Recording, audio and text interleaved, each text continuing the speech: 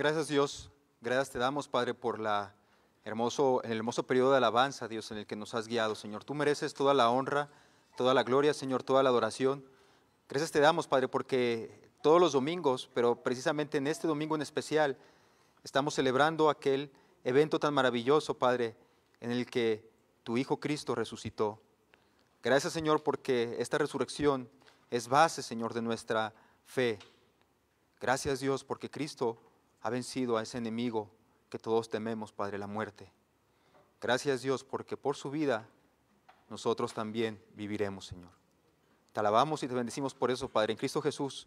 Amén. Bien, mis amados hermanos, quiero guiarlos a la lectura de la palabra de Dios ahí en Lucas capítulo 24. Y vamos a seguir precisamente leyendo la palabra de Dios aquí en este periodo, en esta serie de predicaciones en Tesalonicenses. Pero quiero basarme primero en esta carta, en este evangelio de Lucas, en el capítulo 24, para hablar de la resurrección, porque luego Pablo en Tesalonicenses también va a hablar de esta resurrección de Cristo. Dice la palabra de Dios ahí en Lucas 24, del 1 en adelante. Lo voy a leer en la Nueva Traducción Viviente. Y me pueden seguir ahí en sus pantallas o pueden buscar en sus Biblias o en sus celulares, pueden buscar esta porción de la palabra de Dios en Lucas 24. Dice ahí, el domingo, muy temprano por la mañana, las mujeres fueron a la tumba, llevando las especies que habían preparado. Encontraron que la piedra de la entrada estaba corrida a un costado. Entonces entraron, pero no encontraron el cuerpo del Señor Jesús. Mientras estaban allí perplejas, de pronto aparecieron dos hombres vestidos con vestiduras resplandecientes. Las mujeres quedaron aterradas y se inclinaron rostro en tierra. Entonces los hombres preguntaron, ¿por qué buscan entre los muertos a alguien que está vivo? Él no está aquí, ha resucitado. Recuerden lo que les dijo en Galilea, que el Hijo del Hombre debía ser traicionado y entregado en manos de hombres pecadores y ser crucificado, y que resucitaría al tercer día. Entonces ellas recordaron lo que Jesús había dicho, así que regresaron corriendo a la tumba a contarles a los 11 discípulos y a todos los demás lo que había sucedido. Fueron María Magdalena, Juana, María la madre de Santiago y varias mujeres más quienes contaron a los apóstoles lo que pasó. Pero a los hombres el relato les pareció una tontería y no les creyeron. Sin embargo, Pedro se levantó de un salto y corrió a la tumba para ver por sí mismo. Agachándose, miró hacia adentro y vio solo los lienzos de lino vacíos. Luego regresó a la casa preguntándose qué había ocurrido. Hoy celebramos, hermanos, que Jesús resucitó. Es un día especial para el cristianismo porque la resurrección de Jesús es la base de nuestra fe. Y dice Pablo ahí en 1 Corintios 15, 14, y si Cristo no ha resucitado, entonces toda nuestra predicación es inútil y la fe de ustedes también es inútil. La resurrección de Cristo es fundamental para nuestra creencia como cristianos. Y si Cristo no ha resucitado, toda nuestra predicación es inútil y la fe de ustedes también es inútil. La resurrección es muy importante, hermanos, para nosotros. Hace un par de días recordábamos la muerte de Cristo en nuestro favor, pero hoy celebramos que Jesús no se quedó ahí en el sepulcro, sino que sucedió tal como Él lo había dicho, que al tercer día iba a resucitar. Creer que Jesús, Dios hecho hombre, vino a la tierra para morir por nosotros y que al tercer día resucitó, tiene que darnos a nosotros esperanza. Es una esperanza extraordinaria, porque su fundamento está en algo que Jesús ya hizo por nosotros. Él ha vencido el peor enemigo que hemos tenido como humanidad, la muerte. Ahora, ¿cómo llegó la muerte a ser parte de nuestro mundo? ¿Cómo es que la muerte entró y es parte ahora de nuestra realidad, hermanos? La Biblia nos dice ahí en Romanos 5:12 que cuando Adán pecó, el pecado entró en el mundo. El pecado de Adán entonces introdujo la muerte, de modo que la muerte se extendió a todos, porque todos pecaron. La muerte es un resultado del pecado del ser humano. Es debido a la desobediencia del hombre que la muerte entró en esta realidad terrenal. Pero nos aferramos tanto a extender esta vida porque como seres humanos hemos perdido de vista cómo deberíamos enfrentar la muerte. Y digo esto, hermanos, digo que el ser humano ha perdido de vista cómo enfrentar la muerte porque ha roto su relación con Dios. Como consecuencia, el ser humano no cree en la eternidad, no cree en un juicio después de esta vida. Muchos piensan que morimos y no pasa nada. Otros piensan que reencarnaremos infinitas veces. Otros piensan que solamente somos células formadas principalmente de carbono e hidrógeno, unidas misteriosamente por lo que algunos llaman la madre naturaleza. Y dicen que al morir lo único que va a suceder es que nos vamos a descomponer en la tierra. El ser humano anhela tanto la vida que hacemos todo lo posible, todo lo que está a nuestro alcance por posponer la muerte tanto como podamos. Hacemos todo lo que está a nuestro alcance para posponer la muerte tanto como podamos, ¿verdad? Estamos tan obsesionados con esta vida física que inclusive algunas personas están dispuestas a ir más lejos y quitar la vida de otros seres que aún no nacen para mejorar la calidad de vida de los que estamos vivos. Eso es lo que pasa con el aborto, ¿no? Algunos dicen, bueno, es que tenemos derecho a elegir, tenemos derecho a quitarle la vida a este ser humano que todavía no nace para mejorar la calidad de vida de los que ya están vivos, porque finalmente algunos consideran traer un niño tiene responsabilidades, hay que apoyarle, hay que gastar recursos económicos, hay que dedicarle tiempo, mejor no queremos dedicarnos a eso, entonces está bien abortar. Estamos tan obsesionados, ¿verdad?, con la vida física que hacemos todo lo posible por posponerlo más la muerte, y algunos están dispuestos a negárselo a los niños que aún no nacen para mejorar la calidad de vida de los vivos. Ahora mismo observamos en el mundo una terrible situación por el coronavirus. Más de 100,000 personas en todo el mundo han perdido la vida. Hemos podido ver noticias con imágenes desgarradoras de lo que está pasando en Guayaquil, en Ecuador, donde el gobierno no ha hecho lo necesario y hay cadáveres envueltos en plástico tirados en las calles. Imágenes de Brasil y Nueva York, donde se han tenido que cavar grandes fosas comunes para enterrar ahí a la gran cantidad de muertos por el coronavirus. En algunos lugares en los que el número de contagios ha sido mayor, los servicios funerarios han sido rebasados por la cantidad de muertos y entonces el ejército ha tenido que intervenir para apoyar. Por ejemplo, en el caso de Italia, donde los camiones del ejército fueron utilizados para transportar los féretros. El país más rico y poderoso del mundo, Estados Unidos, ha sido incapaz de contener el número de muertos.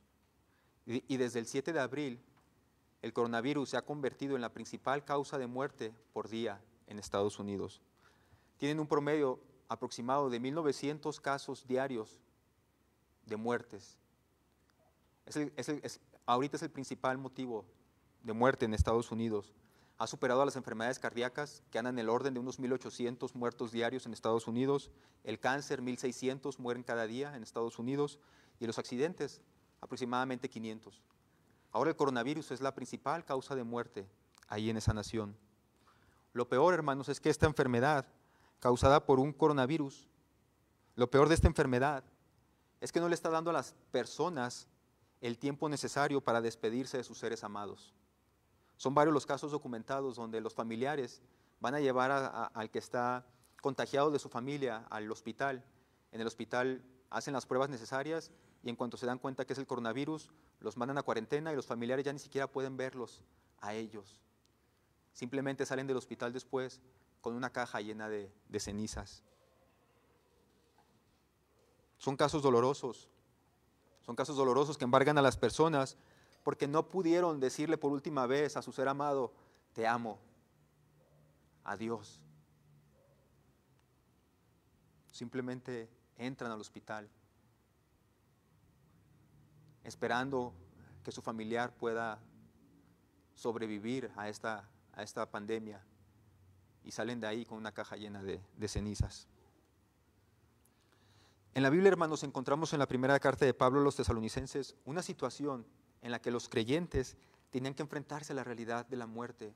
Recordemos que ellos estaban siendo perseguidos, ellos estaban siendo atormentados por ser cristianos.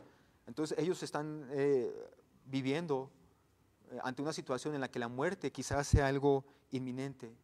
Y la respuesta de Pablo, que nos debe llenar de esperanza, porque parte precisamente de la resurrección es esta: creemos que ya que Jesús resucitó, nosotros también resucitaremos para estar por siempre con el Señor. Esta es la verdad, ¿verdad? Esta es la esperanza que Pablo dice que debe tener todo cristiano. Creemos que ya que Jesús resucitó, nosotros también resucitaremos para estar por siempre con el Señor. Quiero que lo repitan ahí en sus casas.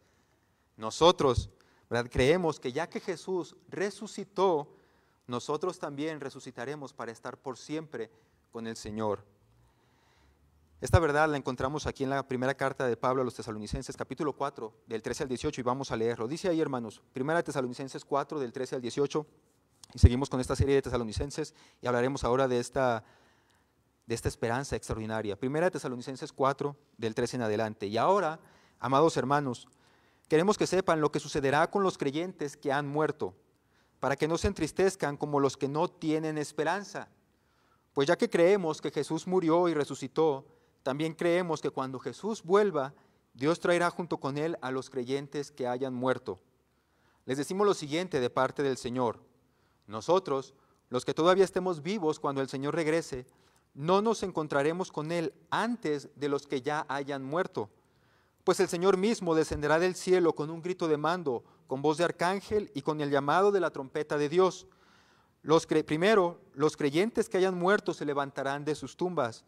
Luego, junto con ellos, nosotros, los que aún sigamos vivos sobre la tierra, seremos arrebatados en las nubes para encontrarnos con el Señor en el aire. Entonces, estaremos con el Señor para siempre. Y luego Pablo concluye esta sección precisamente como comenzó. Así que anímense unos a otros con esta palabra. La resurrección de Jesús nos tiene que traer a nosotros ánimo, esperanza. La resurrección de Jesús le da al cristiano esperanza para avanzar hacia el futuro, no temerle al futuro, no temerle a la muerte. La resurrección de Jesús es la esperanza del cristiano. Y antes de entrar más en detalles, hermanos, de este pasaje, quiero que nos demos cuenta que aquí en este pasaje de Tesalonicenses, Pablo está haciendo una combinación entre lo que es la resurrección de Jesús y la segunda venida, porque son dos eventos que ocurrirán al mismo tiempo. Pero en esta mañana, obviamente, solamente vamos a tratar con los asuntos de la resurrección. En otra ocasión veremos sobre la segunda venida de Cristo. Muy bien, los eruditos de la Biblia consideran que Pablo comienza a hablar acerca de los creyentes que han muerto, respondiendo a una pregunta que los tesalonicenses tenían en el pasado. La iglesia primitiva vivía la expectativa de que Jesús iba a regresar a la vuelta de la esquina. Para ellos su regreso era inminente. La iglesia primitiva vivía bajo esta expectativa. Ellos siempre estaban creyendo que varios de ellos ni siquiera iban a morir y les iba a tocar ver el regreso de Jesús. Ellos creían que iban a ser testigos de su regreso, pero algunos de ellos comenzaron a morir, y entonces probablemente algunos comenzaban a dudar de la promesa de Dios de que iba a regresar. Algunos tenían como esa duda de que, caray, se supone que Jesús iba a regresar antes de que nosotros muramos. Y entonces se dan cuenta que empiezan a morir algunos de ellos y piensan a dudar de la promesa de Dios. Otros pensaban que los que murieron antes del regreso de Jesús no iban a poder ver aquel momento glorioso cuando Cristo venga a la tierra y lo podamos ver todos, rodeado de luz, rodeado de resplandor. Y entonces ellos pensaban, los que ya murieron no van a poder ver a Jesús como nosotros lo vamos a hacer, porque sus cuerpos seguramente ya están descompuestos. Y entonces Pablo tiene que explicar, ¿verdad? Queremos, hermanos, queremos que sepan qué es lo que les va a pasar a los creyentes que han muerto. Y luego da la razón de por qué lo va a explicar, para que no se entristezcan como los que no tienen esperanza. Les vamos a explicar qué va a pasar con los que han muerto, para que no se entristezcan como los que no tienen esperanza. Y en primer lugar, hermanos, Pablo hace un contraste aquí. Dice que va a hablar de lo que va a pasar con los creyentes. Este es un pasaje que está dedicado específicamente a gente que conoce de Cristo, que tiene a Cristo en su corazón, creyentes regenerados por el Espíritu Santo. No se refiere a lo que va a pasar con los no creyentes. Es un pasaje enfocado especialmente en la gente creyente, ¿verdad? De los que han muerto. Es decir, aquellos que han puesto su fe en el sacrificio de Cristo. No dice que va a hablar de lo que va a pasar con los no creyentes. Ese tema es tocado en otras partes de la Biblia, pero no aquí. Lo que sí señala es que los creyentes tenemos esperanza, mientras los no creyentes no tienen esperanza. Por eso Pablo dice, no se entristezcan como los que no tienen esperanza. Y vamos a hablar de los que murieron o de los creyentes que han muerto. Entonces hay una diferencia, ¿verdad? Pablo va a hablar aquí de los creyentes y dice que los creyentes tenemos esperanza. Los no creyentes no tienen esperanza, ¿verdad? No tienen a qué aferrarse, mientras el cristiano sí tiene esperanza, porque el cristiano sabe qué es lo que va a pasar al final. Y Pablo dice, voy a aclarar lo siguiente, porque no quiero que se entristezcan como los que no tienen esperanza, ¿verdad? Ese contraste. Ahora, hermanos, tengo que aclarar aquí, que Pablo no está diciendo que el no creyente, Pablo no está diciendo que el creyente no puede entristecerse por la muerte de un ser amado. Pablo no está diciendo eso. De hecho, Jesús llora por la muerte de su amigo Lázaro. Las mujeres que seguían a Jesús rumbo a la muerte iban llorando por el camino y lloraron cuando Jesús murió. Es verdad que la separación de un ser querido, aunque sea por corto tiempo, es dolorosa. Nos duele porque de alguna manera vamos a extrañar su presencia física.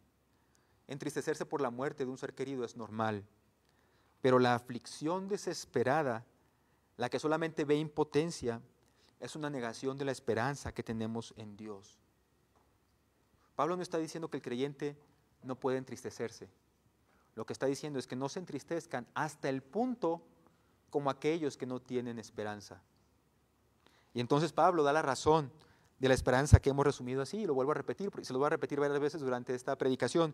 Creemos que ya que Jesús resucitó, nosotros también resucitaremos para estar por siempre con el Señor. Nuestra esperanza, hermanos, está fundamentada principalmente en que ya que Jesús resucitó, creemos que ya que Jesús resucitó, versículo 14 en la parte A de ese pasaje dice ahí, pues ya que creemos que Jesús murió y resucitó. Pablo muestra como punto de partida la muerte y la resurrección de Jesús. Ahora, hermanos, creer que Jesús ha muerto no es cosa difícil. Yo creo que si les pregunto a cualquiera de ustedes, ¿crees en la muerte? Obviamente no creyendo en la santa muerte como algunos creen, sino refiriéndome a que crees que la gente puede morir. Seguramente la mayor parte, el 100% me va a decir sí, obviamente sí. Me ha tocado ver o estar cerca de algún muerto. Para nosotros no es difícil creer que los seres humanos realmente mueran, porque estamos expuestos a la muerte todos los días. Seguramente a muchos de nosotros nos ha tocado sufrir en la vida la muerte de alguien cercano a nosotros. Lo hemos visto de primera mano. Así que creer en la muerte, pues no es algo extraño en nosotros. Así que creer que Jesús murió, caramba, cualquiera lo puede creer. Pero creer en la resurrección de muertos sí es algo ajeno a nuestra realidad cotidiana. No es algo que veamos todos los días. Si yo le preguntara a usted, ¿ha visto usted a un muerto resucitar? Seguramente me dirían, no me ha tocado verlo. No he visto, ¿verdad?, a alguien que se levante de su tumba. Los discípulos de Jesús al principio no creían que Jesús hubiera resucitado, como acabamos de ver en el Evangelio de Lucas, el pasaje que leímos al principio. Dice ahí en el versículo 11 y 12, después de que las mujeres van a la tumba y encuentran que la tumba está vacía y los ángeles les dicen a las mujeres, ¿por qué buscan entre los muertos al que está vivo? Y entonces les dicen los ángeles, ¿no recuerdan lo que él les dijo? Y entonces las mujeres van y les cuentan a los discípulos, y dice la palabra de Dios ahí, a los hombres les pareció una tontería y no les creyeron. Sin embargo, Pedro se levantó de un salto y corrió por la tumba para ver por sí mismo. Agachó, se miró hacia adentro y solamente vio los lienzos de lino. Luego regresó a la casa preguntándose qué había ocurrido. Los discípulos de Jesús dudaban de que Jesús hubiera podido resucitar. Lo peor del asunto, hermanos, con ellos, lo peor del asunto es que estos hombres habían visto que Jesús resucitaba a personas. Ellos en su ministerio terrenal se habían dado cuenta de cómo Jesús resucitó a la viuda de Naín, ahí en Lucas 7, o el caso de la hija de Jairo, ahí en Lucas 8, o la resurrección de su amigo Lázaro en Juan capítulo 11. Es más, en el mismo momento en que Jesús muere, dice la palabra de Dios ahí en Mateo capítulo 27, que cuando Jesús muere y dice consumado es, varias tumbas se abrieron y salieron muertos de entre ellas, muertos que resucitaron y volvieron a la vida y después fueron a sus casas. Los discípulos de Jesús habían sido testigos de todo esto, habían sido testigos de que Jesús podía resucitar muertos, de que Jesús podía regresar a la vida a personas que ya se consideraban muertas, como Lázaro, que ya tenía más de 3 días en el sepulcro. Los discípulos han visto esto y sin embargo dudan de las palabras de Jesús: al tercer día resucitaré. Y hermanos, aquí está precisamente la raíz de la desesperanza, la duda. La duda es una de las armas que Satanás utiliza en contra del creyente. Nos hace dudar de la palabra de Dios, nos hace dudar de nuestra salvación, nos hace dudar de la suficiencia del sacrificio de Cristo, y por eso algunos piensan: es que tengo que aceptar a Cristo, pero aparte tengo que hacer buenas obras. Es Satanás que mete esta clase de dudas en el creyente. Dudar de la salvación, nos hace dudar del cumplimiento de las promesas de Dios, nos hace dudar de la resurrección de muertos, y es por esta razón que muchos cristianos viven desesperanzados y desanimados y desesperados. Por años, hermanos, no solamente los creyentes han dudado de esta verdad. Por años, inclusive también la gente del mundo, los escépticos, han dudado de la resurrección de Jesús. Algunos dicen que solamente es una imaginación, que el Jesús que resucitó solamente estaba en la mente de sus primeros discípulos. Es algo que desde los evangelios podemos darnos cuenta que comienzan a dudar las personas. En Mateo 27, del 62 al 66, nos damos cuenta que los sacerdotes y los fariseos fueron con Poncio Pilato y le dijeron a Poncio Pilato: por favor, te pedimos que vaya o que mandes un grupo de soldados para sellar la tumba. Queremos que vaya este grupo de soldados a sellar la tumba, no porque creyeron que Jesús fuera a resucitar, sino porque para ellos era claro que Jesús había muerto. Para los fariseos era claro que Jesús ya había muerto. Pero ellos tenían la idea de que sus discípulos de Jesús podían robar el cuerpo y hacer creer a la gente que Jesús había resucitado. Entonces, por eso los principales fariseos y sacerdotes van con Pilato y le dicen: manda un grupo de soldados que se queden ahí en la tumba para que no puedan ellos abrir la tumba. Y inclusive hacen rodar esta piedra grande y están ahí los soldados cuidando el lugar. Pero cuando vienen los ángeles, pues obviamente no pueden estos soldados detenerlos, y obviamente también la piedra pues es nada para estos ángeles. Dudar de la resurrección de Jesús es algo que ha ocurrido desde los comienzos del cristianismo. En 1 Corintios 15, Pablo defiende la resurrección de Cristo como algo que ocurrió en la realidad. Y la prueba de ello, hermanos, es que se le apareció, según Pablo, en 1 Corintios 15, dice Pablo: Cristo resucitó y se le apareció a Cefas, que es Pedro. Luego se le apareció a los 12. Después, a más de 500 hermanos, a más de 500 personas a la misma vez, de los cuales, en los tiempos que estaba escribiendo Pablo, de los cuales todavía muchos viven aún. Después se le apareció a Santiago, el hermano de Jesús. Después a todos sus seguidores, a todos los apóstoles. Y por último, dice Pablo, por último se me apareció a mí. Lucas, en Hechos 1:3, señala que después de su muerte y de su resurrección, Jesucristo estuvo 40 días reuniéndose con sus seguidores. Y en palabras de Lucas, ahí en Hechos, dice que Jesús se reunía con ellos, demostrándole con muchas pruebas convincentes que Él realmente estaba vivo. Pero lo más importante de esto es que Jesús sabía que esto iba a pasar. Jesús sabía que la gente iba a dudar de su resurrección. Así como Él sabía que en Jerusalén, cuando iba camino a Jerusalén, como Él sabía que llegando a Jerusalén lo iban a procurar matar, así como Él sabía que al tercer día iba a resucitar, Jesús sabía que después de que Él se fuera al cielo, la gente iba a comenzar a dudar de su resurrección. Y en aquel encuentro que Él tiene ahí con sus discípulos en Juan capítulo 20, Tomás dice, yo no voy a creer, ¿verdad? Yo no voy a creer si Él está vivo, si no puedo meter mis dedos en sus heridas de los clavos y mi mano en su herida del costado. Entonces dice la palabra de Dios que Jesús fue a donde estaba Tomás, se reúne con él y le dice a Tomás: Tomás, pon tus dedos en mis heridas, mete tu mano en la herida de mi costado y ya no seas incrédulo, cree. Y entonces Tomás en ese momento le dice: mi Señor y mi Dios. Y entonces Jesús da una respuesta a Tomás que es para nosotros. Jesús le dice a Tomás: ¿tú crees, Tomás? ¿Tú crees porque me has visto? Benditos son los que no creen sin verme. Jesús sabía que se iba a dudar de su resurrección. Él lo sabía. Y por eso dice, benditos aquellos que aunque no pueden ver mis heridas, aunque no pueden meter sus manos en mi costado, creen que estoy vivo. Jesús sabía que iba a ser difícil creer en la resurrección de muertos una vez que Él se fuera al cielo con su Padre. Por eso dice, benditos son los que creen sin verme. Y Él se está refiriendo a nosotros, a los que creemos en su resurrección, hermanos. Aunque no lo vemos físicamente, aunque no seamos testigos oculares de su resurrección en nuestro tiempo, podemos creer que Jesús resucitó. Y podemos creer, hermanos, porque creer en la resurrección de Jesús es un asunto de fe. Es pues la fe, la certeza de lo que se espera, la convicción de lo que no se ve.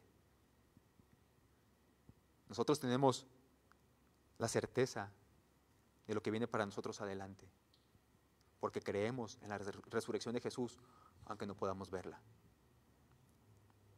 Así que sí, hermanos, para que nosotros podamos tener esta esperanza extraordinaria, para que nosotros podamos ser cristianos esperanzados, debemos estar convencidos de que Jesús murió. Pero tenemos que estar más convencidos de que al tercer día Él resucitó y que ahora está sentado a la diestra del Padre esperando el momento para volver por nosotros. Creemos que ya que Jesús resucitó, nosotros también resucitaremos. Pero la base de nuestra resurrección es creer en que Jesús ha resucitado. Y esto me lleva al segundo punto, hermanos. Creemos que ya que Jesús resucitó, entonces nosotros también vamos a resucitar. Nosotros también resucitaremos. Dice el versículo 14 en la parte B y el versículo 16 en la parte B. También creemos que cuando Jesús vuelva, Dios traerá junto con Él a los creyentes que hayan muerto. Cuando Jesús vuelva, Dios traerá con Él a los creyentes que hayan muerto. Versículo 16, parte B. Los creyentes que hayan muerto se levantarán de sus tumbas. Recordemos otra vez, está hablando de creyentes. También los no creyentes van a resucitar, pero su resurrección será diferente. Pero aquí estamos hablando de los creyentes. Creemos que cuando Cristo venga, Dios traerá junto con Él a los creyentes que hayan muerto. Versículo 16, parte B. Los creyentes que hayan muerto se levantarán de sus tumbas. Los creyentes de Tesalónica estaban tristes porque creían que deberíamos estar vivos para ver el regreso de Jesús. Pero como ellos veían a sus hermanos morir, temían que no iban a participar del regreso glorioso de Cristo. Así que Pablo hace esta afirmación. Así como creemos que Jesús murió y resucitó, también creemos que cuando Jesús vuelva, Dios resucitará a los creyentes que hayan muerto. Esto quiere decir, hermanos, que la resurrección de Jesús es la prueba de que nosotros también vamos a resucitar. Quiero que vean cómo están conectados este punto y el punto anterior. La resurrección de Jesús es la prueba de que nosotros también vamos a resucitar. Nosotros no podemos creer que resucitaremos si no creemos en la resurrección de Jesús. Y si realmente creemos que Jesús resucitó, entonces tenemos la esperanza de que un día, cuando Cristo vuelva, los que hayan muerto en Él también resucitarán. En este pasaje en particular, Pablo no da ningún detalle acerca de la naturaleza de la resurrección. Deja muchas preguntas abiertas que en otras partes de la Escritura sí se contestan. Y por la razón de que no estamos tocando otras partes, solamente nos estamos quedando en esta parte de la palabra de Dios, tampoco vamos a tocar esas preguntas. Para Pablo, lo importante es señalar que nuestra resurrección es un hecho. Es un hecho tanto así como el hecho de la resurrección de Cristo. Nuestra resurrección es un hecho certificado o formalizado por la resurrección de Cristo, un evento que ocurrió en el pasado. Y menciono esto, hermanos, que nuestra resurrección en el futuro es producto de una resurrección del pasado, la de Cristo. Menciono esto porque en la Biblia encontramos este patrón que se repite a lo largo de ella. La garantía de que en el futuro se va a cumplir algo que Dios ha dicho que se debe cumplir, es que en el pasado la palabra de Dios siempre se ha cumplido. La garantía de que en el futuro se cumplirá lo que Dios ha dicho es que en el pasado su palabra siempre se ha cumplido. Entonces la Biblia siempre conecta nuestro presente con algo que ya ocurrió en el pasado para que tengamos esperanza para el futuro. Y quería puntualizar esto, hermanos, porque respecto a la resurrección puede surgir una pregunta legítima en nuestros tiempos. ¿Qué queda de aquellas personas que están muriendo a causa del coronavirus y que son incineradas y luego entregadas a sus familiares? ¿Cómo levantará Dios los cuerpos de aquellas personas que murieron hace miles de años? Moisés, Abraham, José, Job. ¿Qué sucederá con los cuerpos de aquellos cristianos que murieron incinerados por compartir su fe? ¿Qué de aquellos cristianos cuyas cenizas fueron esparcidas al viento? ¿O qué de aquellos que murieron en el mar o en el aire? ¿Qué de aquellos que mueren en un accidente aéreo y no se encuentran sus restos? Esta clase de preguntas representa un gran problema para la fe de muchos. Y la respuesta concreta de Pablo sienta las bases para que miremos hacia atrás. Así como nuestra resurrección, podemos confiar en nuestra resurrección por la muerte de Cristo, hermanos, podemos confiar que Dios, que creó el universo de la nada, con tan solamente el poder de su palabra, es completamente capaz de restaurar en un instante los cuerpos de todos sus hijos. Si Dios, que formó de la nada a la creación, que formó del polvo de la tierra al ser humano, es capaz, completamente capaz, en aquel día cuando Él vuelva, volver a levantar esos cuerpos. Así que tenemos la palabra de Dios, hermanos, el Verbo hecho carne, como una garantía de nuestra futura resurrección. Creemos que ya que Jesús resucitó, ¿nosotros qué? Nosotros también resucitaremos para estar por siempre con el Señor. Es el tercer punto, hermanos. Creemos que ya que Jesús resucitó, nosotros también resucitaremos para estar por siempre con el Señor. Versículo 17b, ahí en 1 Tesalonicenses 4. Entonces estaremos con el Señor para siempre. Los muertos que Jesús resucitó, la hija de Jairo, el hijo de la viuda de Naín, su amigo Lázaro, y los que resucitaron cuando Él murió, volvieron a morir. Jesús los resucitó, sí, pero pasado su tiempo, volvieron otra vez ellos a morir. Lázaro y todos ellos volvieron a morir. Podemos decir, hermanos, que ellos resucitaron, pero no vivieron eternamente, sino que resucitaron para luego volver a morir. Porque la vida que resucitaron seguía siendo la vida de este mundo caído, no era esa vida que Cristo, que Dios promete todavía, esa vida donde estaremos en su presencia. En cambio, Jesús no volvió a morir. La diferencia entre la resurrección de Jesús y la resurrección de los otros seres humanos que Jesús resucitó es que Jesús no volvió a morir. Nosotros seres humanos sí. Jesús venció completamente a la muerte y está con Dios. Esa es la clase de vida a la que vamos a resucitar. Resucitaremos para nunca más estar separados de nuestro Dios. Resucitaremos para vivir eternamente con Dios. En este pasaje, hermanos, para Pablo no es tan importante el lugar donde estaremos los creyentes. Para Pablo no le importa, ¿verdad?, si son calles de oro, mar de cristal. En este pasaje no le importa a Pablo eso. Lo que a Pablo le importa es con qué persona vamos a estar cuando resucitemos.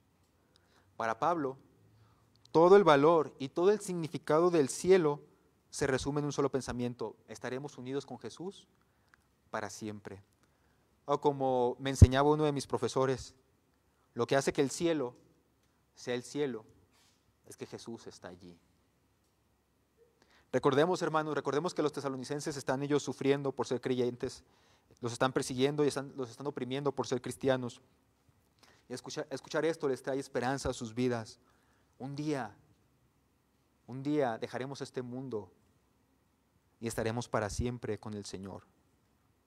Así que como creyentes, hermanos, nuestra esperanza es que ya que Jesús resucitó, nosotros también resucitaremos para estar por siempre con el Señor.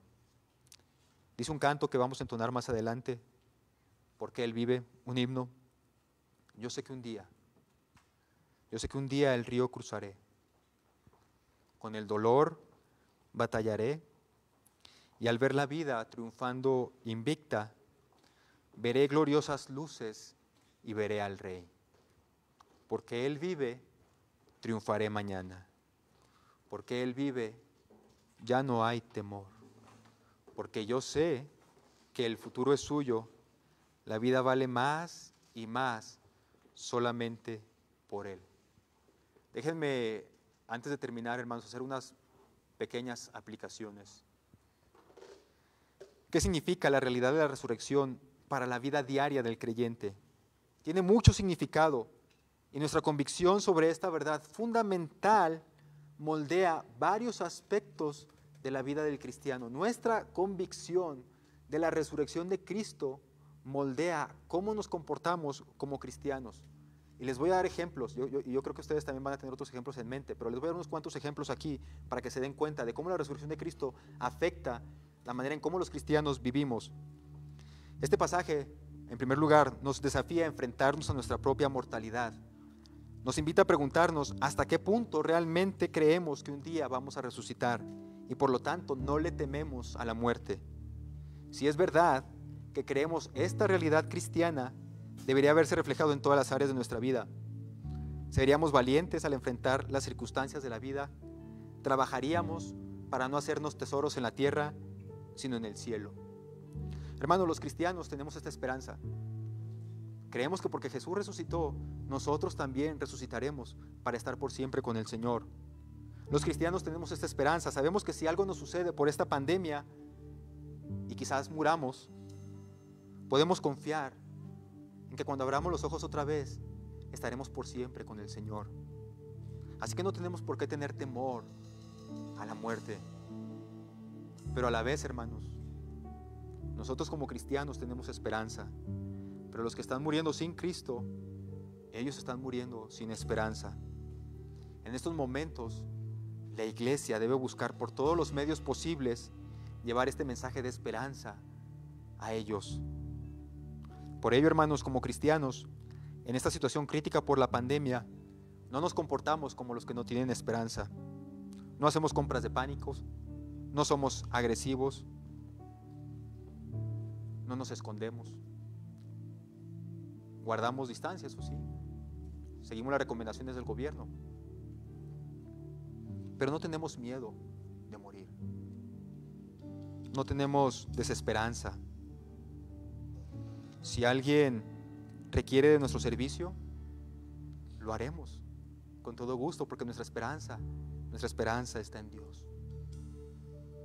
Hermanos, la situación actual no puede llenarnos a nosotros los cristianos de desesperanza. Seguimos las indicaciones adecuadas, pero vivimos confiados aún así. No tenemos temor de morir, pero porque creemos que Cristo resucitó y nosotros también resucitaremos para estar un día para siempre con Él. Gracias, Dios.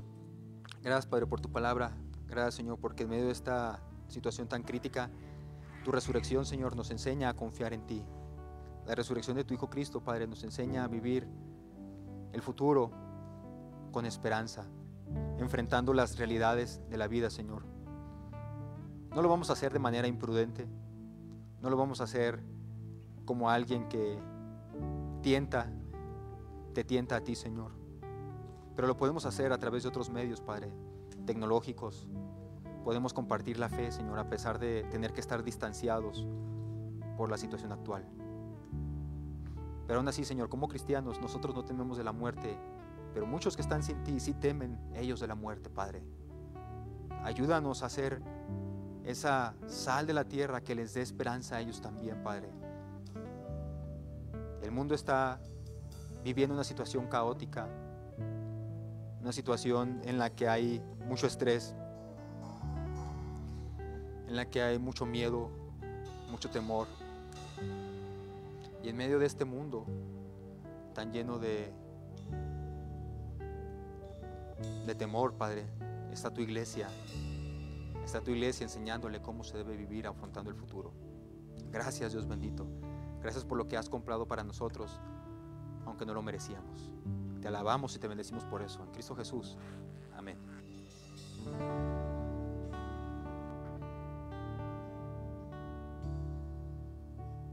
Porque Él vive, triunfaré mañana. Porque Él vive, ya no hay temor. Porque yo sé que el futuro es suyo. La vida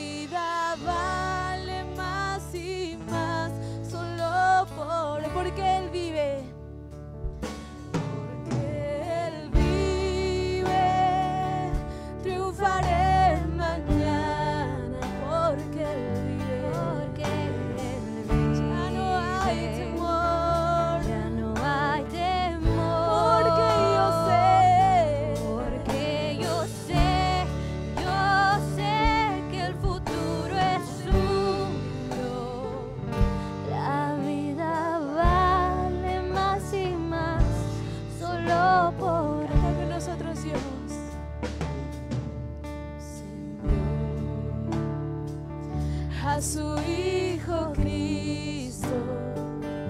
Él es salud,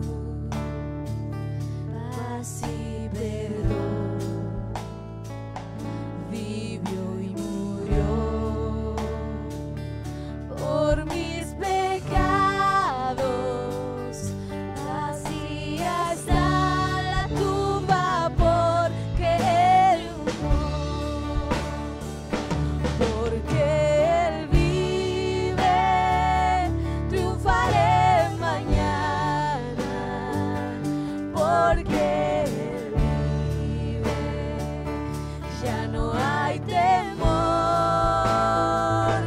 Porque yo sé que el futuro es suyo.